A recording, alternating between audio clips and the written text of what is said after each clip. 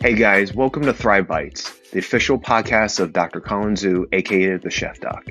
On every episode, I talk with health and wellness experts from all over the world, such as doctors, chefs, dietitians, coaches, and many more. And I sit down with them and have casual conversations about plant-based lifestyle, how to elevate our emotional resilience, and what it really means to thrive. And I bring all of this to you. So let's get to this week's episode.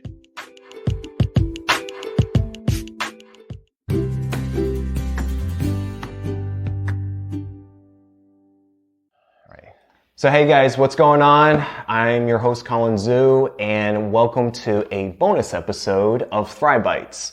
I'm here with my lovely friend, Dr. Khani Nguyen. We go way back. We do. We go way back. Actually, I usually address her by her nickname CJ. You know, that's how we knew each other growing up. So thank you so much for being here. How you doing? Great. Thank you for having me. And, we're going to introduce ourselves and just kind of get you a little bit of insight of, how we know each other. So why don't you address to the audience, who you are, and we'll get into it. So my name is Dr. Khani Nguyen. I have a practice in Freehold. I'm a general dentist that focuses on mainly cosmetic and implantology. Awesome. And for those, I'm, obviously Colin Zhu, your host. And how, let's get into it. I mean, how far back do we, know each other? I think we go pretty far back. You may be one of my oldest friends. You know, we've been friends since high school, freshman year. It just so happens we were just in, I guess, every class in high school and through college. And I think that's why we became such good friends, is because I couldn't get rid of you. Can't get rid of me. Can't get rid of me.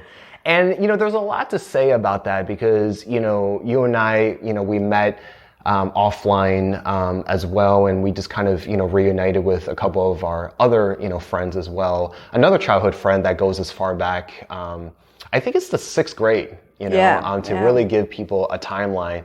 And when you know someone for that long, it really, it speaks to the kind of relationship, that people can have. And when you compare and contrast that to relationships that we have virtually, versus like acquaintances, family, friends, things like that, and family members, it could speak to how deep relationship can go. And, on this podcast, we talk a lot about relationships.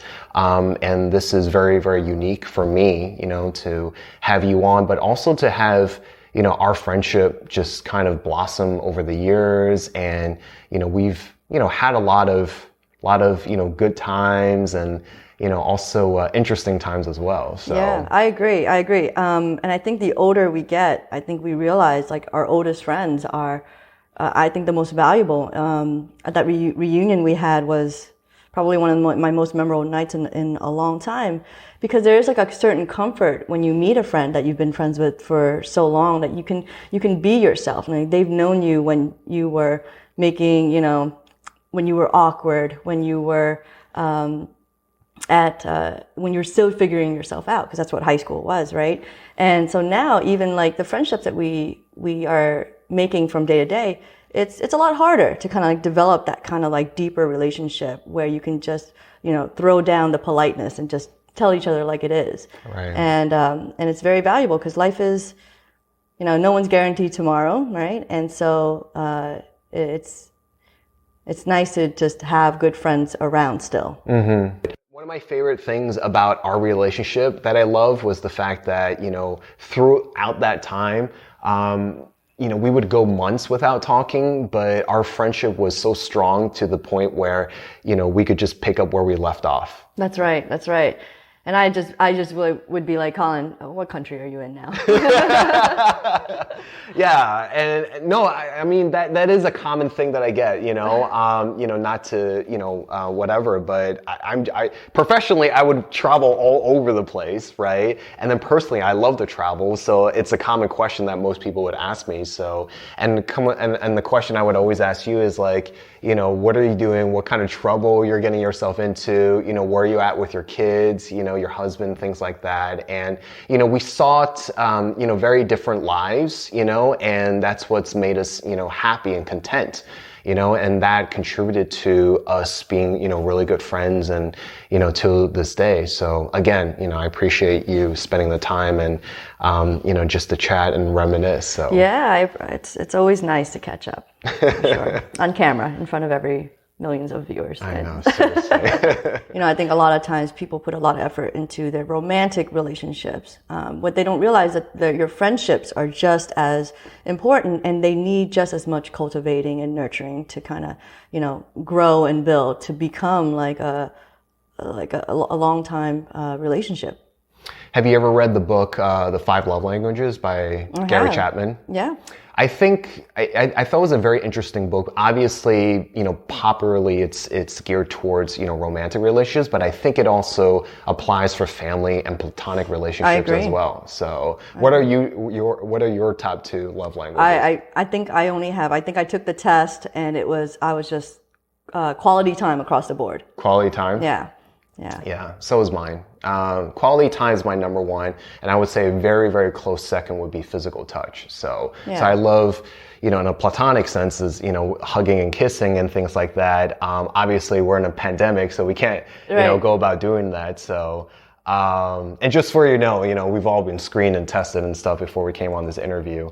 So I'm just really appreciate that. So, so I wanted to share with your audience, I guess one of, a story so they kind of know who you were. So Colin was our, I don't want to use the word dorky. We were all dorky, but we were all just trying to be doctors in high school. But you especially, you were always a hard worker, and we would just always mess with you, and we would be like, Colin, did you hear about that pop quiz? And we would just watch you freak out. Wait, what kind of pop quiz? It was like a Spanish pop quiz, I think. Yeah, we're in the same Spanish class together. All right, and just have you just go panic and leave lunch and go study, and it was, and we did it so many times, and you never caught on. No, sometimes I would be that serious, and I'm just like, oh my god, oh my god, oh my god. And in a lot of respects, I'm still like that. Still carrying, that, day forward, or that, behavior, forward. Yeah. But it's nice. We were talking a lot about friendship and how, you need that support system to kind of, let yourself, relax and all that. My memory of you, one of my favorite memories of you, we were talking about this with our friend Chaden, who's, another friend that kind of we grew up with as well. We did a lot of pickup basketball games, So for, I'm gonna say this. So CJ, so I knew her as CJ. That's her nickname growing up. And CJ never was physical. You hated. Was it because you dreaded or you hated exercising? But she was never physical to any sense of the degree. But we played a lot of pickup basketball games in your development area where your parents are. You know what? It's not that I wasn't physical. I think I found exercise to be repetitive and mundane. But sports was always something that I still play recreational volleyball now, but that's real exercise to me. Like running on a treadmill, I can't get into it. So you're right about that. But yeah, those basketball games on the streets were a ton of fun. And the reason why I bring that up is because it was, our lives were so simple, Yeah. You have kids now, they're 2 beautiful, girl and a boy. And, and most of the kids that grow up in our age, in our virtual social media age right now, it's their lives are a little bit more complex, and our lives were a lot simpler, you know. I was mentioning the other night when we got together was how I just had to memorize people's landline numbers. Do you remember memorizing, Yes. I remember even calling 1-800-COLLECT from a payphone, but you would do it so it's like, call me back at this number, because we didn't have quarters or whatever at the time. Yeah, exactly. Do you remember your parents' landline? Do they even still have a landline? We still have a landline, but I still remember my old house when we moved from, or my uncle's house. I still remember that landline. But yeah, things have changed. I think for children growing up, it's different because now that as a mother, I want my kids to have like that same kind of memory where they're making amazing friends and they're playing in the streets and coming home when I call them for dinner. But it doesn't seem like that anymore. It seems more organized sports, which, I'm figuring it out as I go. This is just modern day parenting and what it entails. But exactly. Hopefully they'll make great friendships like we did. And we talked about how important that is. So hopefully that's something my kids will grow up with as well. Yeah, definitely. So one of the main reasons why we're here is I love the fact that, so this is a show, Thrive Bites, for those who don't know, is, we talk about plant-based living. We talk about, developing our emotional wellness and building up emotional resilience. And we talk a lot about thriving, right? So what I love about having you on is I really want to kind of talk about, your story on how you got into plant-based, the lifestyle, the approach, and it just happened. It kind of happened happenstance, right? How excited were you when I called you and I said, give the audience members, an idea of, how you got into it. What was the step-by-step into it? So let's start with the story first. Okay. So that I've always been a big supporter of every endeavor that you expand to. Your book, and then you had a podcast. What is he coming out with next? But I support each and every one. So I started listening to your podcast. You're like a proud parent. You're like, yes, Colin. No, stop messing up here. So I started listening to your podcast, and I think it was one episode where you had on the plant trainer. So I guess I gotta give them a shout out. And they were talking about it. The episode was relatable because I think the gentleman was talking about how he was doing it for his kids, and as a parent, you kind of relate to other parents that, you want to be around for your kids, because, your kids need you to live as long as possible. And so I think they were talking about how, he had gone to the doctor, he had a couple of ailments, and he went completely plant-based. And when he returned back to the doctor, all the numbers were reversed, and at first I was kind of like, all right, this sounds anecdotal. I mean, we're coming from like a science background, right? Everything has to be research-based, and it can't be just from like one personal account of what happened. And so I was like, okay, that sounds intriguing. And for the longest time, I've had vegetarian friends, and most of them did it for animal rights, which I respect. I never thought that they were actually, I never believed that it had health benefits. Let's put it that way. I don't think that the health benefits is even still commonly believed right now, being the health benefits of being plant-based, which is really great that you're really trying to get the word out there. I read some crazy statistic that I think it was only a few years ago, 1% of the population was vegan. And now it's at maybe 6%, which is still a very, very small percentage. So anyway, I looked up what the health benefits are to being plant-based, and I was shocked. What did you find? It was cut your risk of heart disease in half, cut your cancer risk in half. These are longitudinal studies, and that's profound.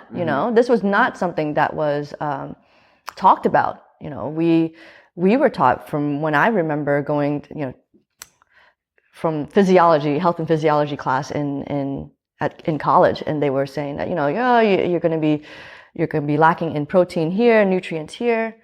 So I kind of wrote it off. Right. And then when I spoke to you, you told me to watch The Game Changers on Netflix, and that was really what did it for me, because I was like, it really broke it down. Even then, I was still a little skeptical, because you can't believe everything you read, everything you see, right? So I was like, let me just try this.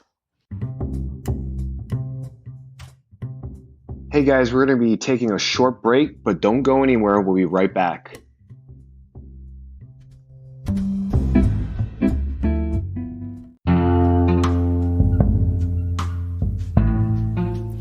Hey guys, this is Dr. Colin Zhu, aka The Chef Doc. I just want to take a few moments of your time to talk to you about something something that I feel needs to give reflection and pause for. Is there something interfering with your happiness or is preventing you from achieving your goals? I know for me, I've been on the self-work journey for a decade now. And I remember in my personal experiences, through my doctor's journeys and also from traveling the world, I was always searching for the next step or thinking that happiness was a destination. However, it's not. What I found instead was that life was a process. And learning about life was also a process and a practice. And that the state of happiness and the state of joy and contentment was also a practice. For those of you who don't know, since I don't share that much on my podcast, is that I actually battle with anxiety, OCD, and in the past, episodes of depression. However, little by little, step by step, after seeking extra help, I've been able to achieve monumental things in my life that I've been eternally grateful for. BetterHelp will assess your needs and match you with your own licensed professional therapist. BetterHelp is a sponsor of this podcast. It's not a crisis line. It's not self-help.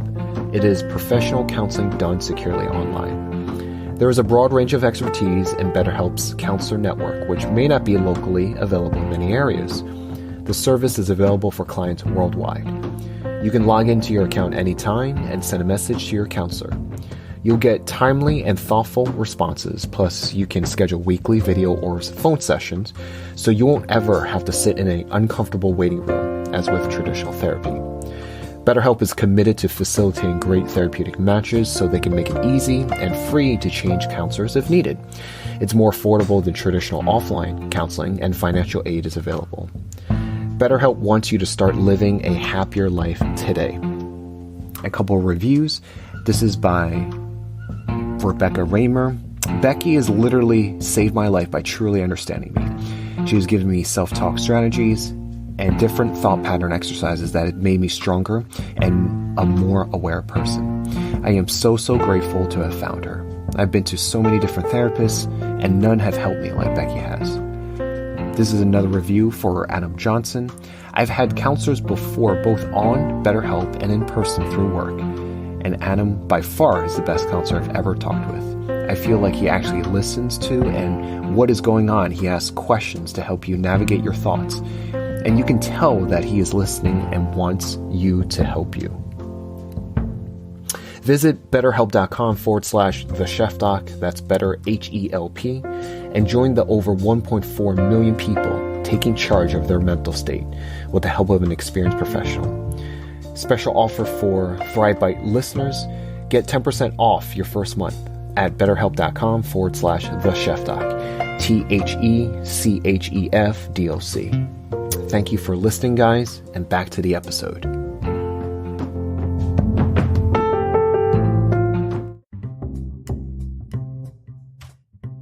Welcome back to ThriveBite. Let's get back to the interview.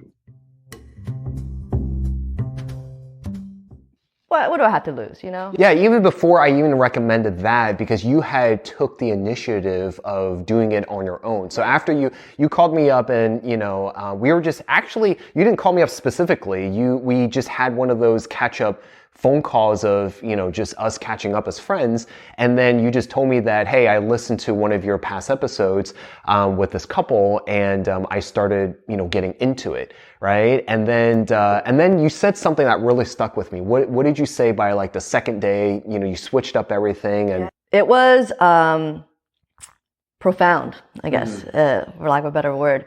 I felt the results almost instantaneously. So I'm a working mom, so it's known that when you're a working mom, you're tired, you're chronically tired. And so I just accepted it that, this is how it is. I work and then I come home to my real job, which is, sleepless nights. And, I have two kids, age 4 and 2. So they need a lot of attention. They're not sleeping through the night. My younger one isn't. And so I was in a complete utter state of just chronic fatigue. And I just accepted it as normal because you see And you love being a mother, not to say that. But you just push through. But I will tell you, it was within days of me starting just to cut out like meat. I was like, oh, I don't actually need to nap when they nap, because, that's what I would do just to kind of catch a break when they were sleeping. I would just take a little nap myself. It was very inefficient because I felt like that during that time I could be, doing a load of laundry, cleaning up the house, making phone calls, running errands. But I just needed that break because I was so exhausted. So you would take a nap for like how long? Oh, like 2 hours in a day. Like it was a required. 2 hours? Yeah, oh, okay. Like it was required. So you would nap as long as they would nap? Yes. Or? Okay. And so as soon as I started doing it, it was like, I had like this burst of energy. And I felt like the naps were not as required, I guess. And I would come home from work at 7:00 at night. This is usually when sometimes you push your kids to bed because you just need to sit down. And, that sometimes there's like a little certain mom guilt that comes with that because you feel like they haven't seen you all day. They want to play with you. And all you want to do is just kind of like get them to bed so you can just rest for a little bit. But then it was unbelievable. I would come home and I'd be like, hey, let's do a quick craft together before bath time. Yeah. And that alone is enough of a reason to do this, And so I've been pretty much on this. Everyone around me was like, all right, let's see how long you keep this up for. Because it's not easy. So before that, besides taking naps, other people would, drink like energy drinks, many cups of coffee. Did you have any other type of stimulants, to kind of get you through the day? So, my coffee was definitely, I don't really like to drink coffee because I'm prone to getting like heart palpitations from coffee. But then when you're so tired and you need to function at work, you do it, you give in, and then you deal with the heart palpitations later. So this is like... So you're a little bit more sensitive with it. Yeah. And so with this, it was a life changer, right? And I guess what I want your listeners to know is that at the very least, like do it for your family, do it so you are like in a better mood when you're around them. Do it so that you have more energy to play with your kids, So that's the main reason, and that's how it started. It's been a while now, and I think everyone around me was like, "How long are you gonna keep up this up?" How long is the charade going on? Yeah. And I haven't stopped. I haven't stopped because you're almost kind of like you almost get addicted to it because as soon as I make that cucumber, tomato, avocado salad, I know I'm gonna have a burst of energy right afterwards. And that sounds crazy, right? But yeah, so I've kept up with it, and I also wanted to tell you. How many days has it been? It was I want to say I started beginning of August. Beginning of August, and we're currently recording a couple of days before Thanksgiving. Yeah. So that's 1, 2, 3, almost 4 months, right? And when I got the call, I thought it was just going to be a 30-day experience. Right, what I'm saying? So just as a reminder for those of you guys who are tuning in, what we're talking about is a whole foods, plant-based, approach. And we were actually talking about this off camera. That, what are the differences between a whole foods plant-based approach versus, vegan and being vegetarian. And, I broke it down for her, in a way where... Right, because I'm still very new at this. Yeah. I'm still like very novice at this. Exactly. So I simplify it, how I would speak to, a patient of mine or, a very close friend where, it's really, eating as close to Mother Nature as possible. Yes. If it's not grown out of a vine, off of a tree, or, out of the ground, your best bet is to kind of minimize it. And it's a plant predominant approach where you're filled with, vegetables, fruits, whole grains, beans, legumes, nuts, seeds, and you're minimizing, if not avoiding, refined processed foods, and also, heavy in fats as well. And that's comparatively different than vegan because, you're not entirely devoid of, animals, which is what vegan is. And, being a little bit more extreme than that, you're also not wearing animal products, as well. And then vegetarianism is, you can be, eating a lot of, plants, but also incorporating eggs, like oval, vegetarianism or pescatarian, where you're just incorporating fish and things like that. So there are differences, and so you decided to go, as plant-based as possible. So, because, what my question is, because we're both Asian, right? What was, growing up Asian like, in terms of the food? Like, did you, for me growing up, it was very balanced. So it wasn't like very American where it's very heavy in meat and very heavy in starch and carbs and things like that. The Chinese, were very balanced in having equal portions of vegetables, fish, meats, things like that. So I grew up, more balanced. What was it growing up? I mean, I think we ate traditional Vietnamese food. And I think the biggest ailment or the biggest killer, what's the word I'm looking for? Disease, condition, illness. I think I grew up eating, your traditional white rice. Pho is, rice noodles for the most part. And it is, still to today, I cannot get my father to eat brown rice. Mm-hmm. It's you can't change, teach an old dog new tricks, right? But they don't realize that it's the white bread, the white rice, it spikes your blood sugar. So diabetes is a huge issue in the Asian community. But I will tell you, that's probably one of the hardest challenges by going plant-based. Is the people around you to kind of come on board? No, it's not being able to eat traditional Vietnamese food. Oh, yeah. I think more of the challenge in general is finding alternatives to it. Right. Still get the same flavor, but doing it in an alternative way. I mean, you can be, creative in that sort of sense. And my father's the same way. I mean, so how we transition as a family over the years, because, don't think like I was healthy for most of my life. I mean, I actually, I grew up in the States, right?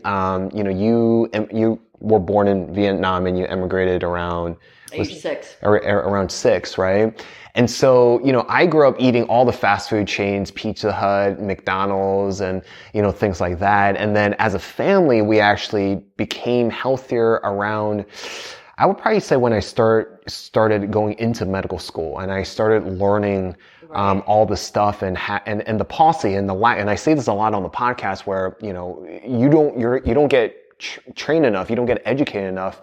And, we'll speak about, what your experience was like, in dental school, whether you got that or not.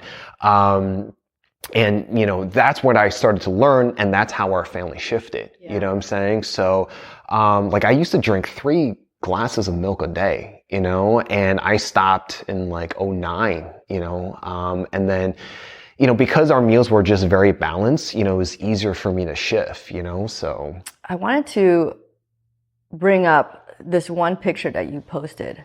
So back to what you were saying is that you only changed your diet as soon as you got educated about the things we were putting into our bodies. Mm-hmm. And you posted something that was really profound. I should probably just stick it on my fridge, but it said, I'm going to get this quote wrong, but the food industry treats us without any regard for our health. And then the health industry treats us without any regard for the food that we eat. Mm-hmm. I mean, it's so true. And if you want, you can explain to the viewers what that actually means. But the way I took it is the food industry wants to make that meat more tender, more fat, more tasty, because then it results in profit, right? So they're pumping it with hormones and steroids and things that aren't natural, obviously. And then we get sick. And then you have these pharmaceutical companies who are who create the therapeutics to combat it. That's right. And we'll get to that and how it relates to dentistry in a little bit. But it's like this vicious cycle that we're in, and we don't even realize that we're a prisoner in it, right? Like if we drive down the street, we're hungry. It's impossible to find food to table.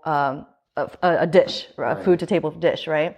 And so you're going to find Wendy's, you're going to find McDonald's because...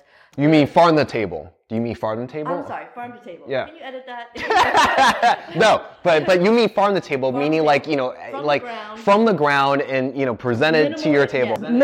Yes. Minimal intervention to your table. Leaving out a lot of the middleman. You'll find Wendy's, you'll find McDonald's. You'll find things that are made to taste good and done quickly. It's a convenience factor. It's a convenience factor. And if you have convenience, people will come. you know? And it's almost like we're set up to fail. Yes. And when you have that incentive, unfortunately, it hurts all of us eventually, right? As a population. Right. So now that you're aware, I'm glad that we are trying to spread the message that it's a real thing, you know. It's a real epidemic that we are just trapped in this situation that we.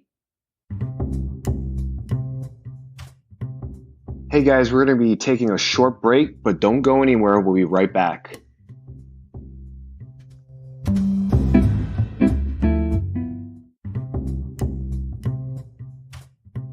Welcome back to Thrive Bites. Let's get back to the interview. It's much harder to crawl out of. You know, that post is, actually a repost from like a food tank organization, and they just put it very eloquently. I would love to say they're my words, but they're not. But the point is like our top 2 killers of our nation is like heart disease and cancer. And if a lot of, these conditions are lifestyle related, and up to 80% of it is preventable, one of them being which is what we put into our mouths, So there's a lot of things like, I could walk down the street and get hit by a car, right? So those are things out of our control, but there's a lot of things in our control, what we put in our mouths, what we smoke, what we, how much we move or not, So if we have the power to control that on our own, let's focus on that. So I really love the fact that, you took on this, on your own. You took it on as an initiative on your own, and you haven't really looked back. No. There's no going back now. So now that you're going into this, 4 months, did we ever talk about whether you kept a journal, or not? Or it's more of just keeping how you felt like day to day? Colin, I don't even have time to think, let alone take a journal with my kids. Good point.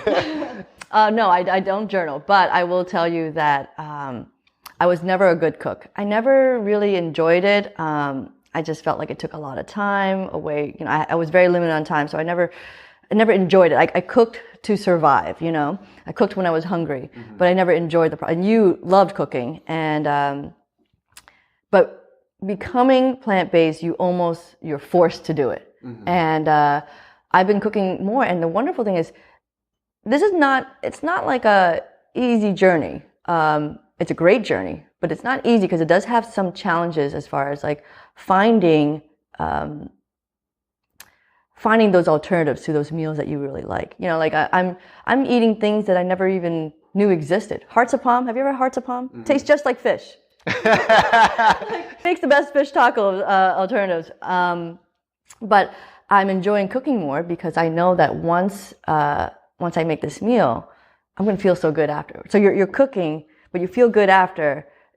It's like that motivation to do it more, right? Whereas before, if you cook a steak, all right, well, I ate, I'm not hungry anymore, but now I'm like, I just want to take a nap. Yeah, right. Exactly. So my husband likes it, the kids like it, and we're doing really well with it. That's good.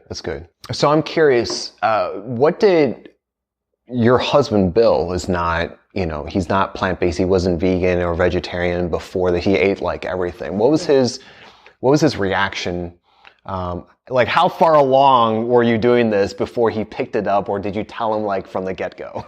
Yes. And what was his reaction after that? He's more like, meat and potatoes kind of guy, right. But I made him watch the Game Changers, and he was like, okay, this makes sense. He's also a health professional, so he gets it, but he knows that it's not easy, But he eats what I cook, and he enjoys it. He can't tell, so I guess. Was he surprised, like when you were in the kitchen more often? Oh, he's just like, I feel like I got a new wife. I mean, it's.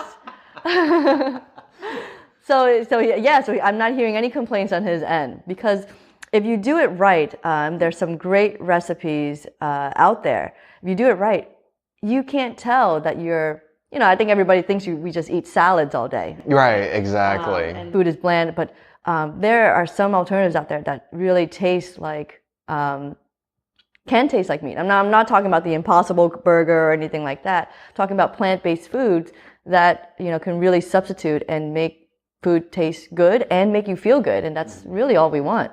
Mm-hmm. Right? Yeah, exactly. I know, I mean, everyone's individual experience is going to be different, right? So for me, when I transitioned a little bit after my marathon in, how many years has it been? What year are we in? 2020, 6 years, 2014. And what I found was, you know, I've learned the research, I read up on the science and studies and things like that. But what was more in my own experience was like when I was training, you know, I became, it was harder, you know, with meat, with dairy, you know, I became more bloated, more, you know, just swollen in a sense. And training and recovery was a lot harder for me. So when I switched, I noticed for me, you know, it was a little bit more subtle. For you, it was a little bit more dramatic of a change. But, you know, my recovery started getting better, you know. But reason why I bring up the family members is because, you know, especially when I talk to my patients, in order for an individual person to be successful, you know, depending on what their health goals are, it's their social circles that influence that, right? So let's just say you have someone that wants to quit smoking, or you're, you know, counseling someone to stop a certain, you know, habit of theirs so their teeth are not breaking down. When they go back to their family members or social circles, it's a lot harder if they keep negatively reinforcing that. So that's the reason why I bring, you know, them up. What about the rest of your, you know, family members and friends? Like, I don't know if like what happens when you go out? You know, before COVID. Yeah. So that's the thing. I haven't had too many challenges because I haven't gone out. And so cooking at home is a lot more feasible because we're just home all the time. Right. So that's right. You did start, you know, during COVID. That's right. So I haven't met those challenges yet, but hopefully by then, because this is like a journey, I think I'm only going to get more efficient with it. Right now, you know, I'm still figuring it out.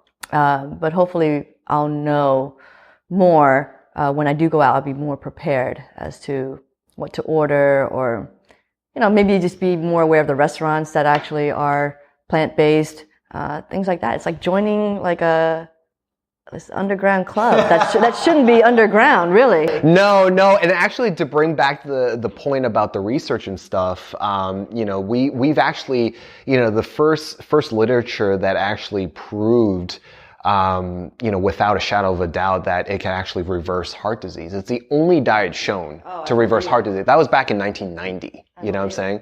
And it's just funny how it's not headline news, you know, like COVID right now, like what? We're close to 250 deaths right now. Like this is the recording right now is before Thanksgiving, you know, and that's, you know, since like March. Heart disease, we kill upwards to 700,000 a year from heart disease alone, every single year, right?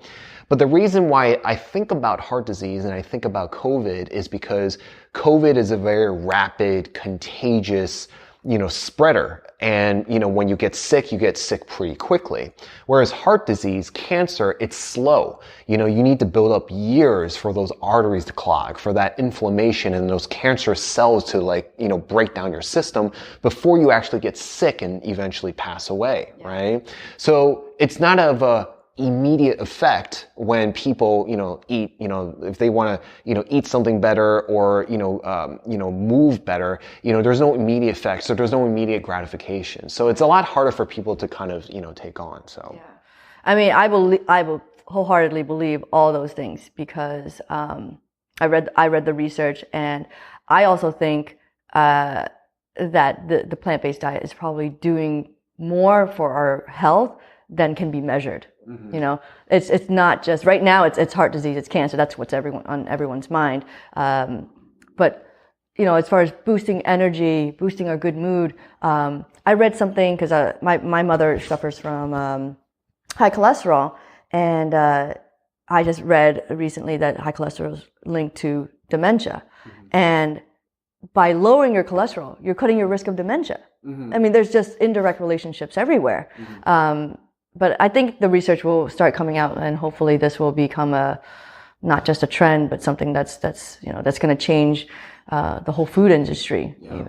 Yeah. And I think it is. I mean, we've had a very roller coaster ride of, an election season, but the reason why I use that analogy is because we can vote, by our forks, or for us it's chopsticks.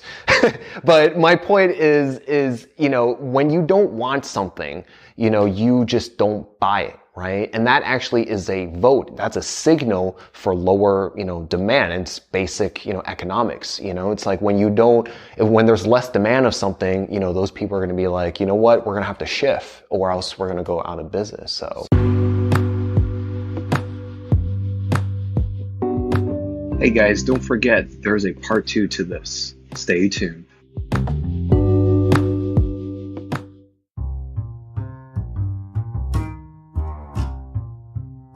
Hey guys, that was another episode of Thrive Bites. If you like that episode, please subscribe and follow for new episodes. And don't forget to rate us on Apple Podcasts.